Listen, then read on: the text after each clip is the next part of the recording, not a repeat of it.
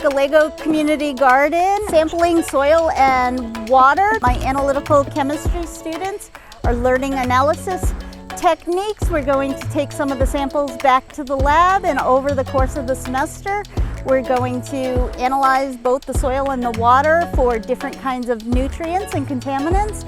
And then we're going to come back and tell the gardeners, give them a report talking about the healthfulness of the different growing environments that are within the one garden.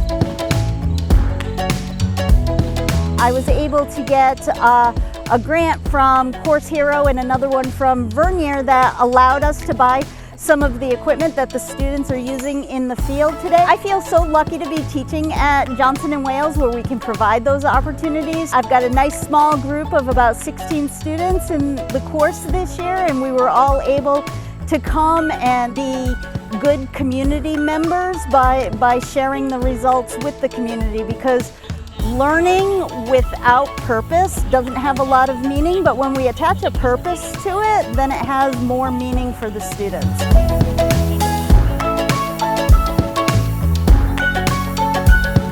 I was an inner city kid. I went to public school, and I never mowed lawn in my life. And so I really do understand what it's like to grow up in a community that's maybe underserved or underprivileged. And so I feel fortunate and blessed that we're able to come out and share information with the gardeners that they might not have access to otherwise.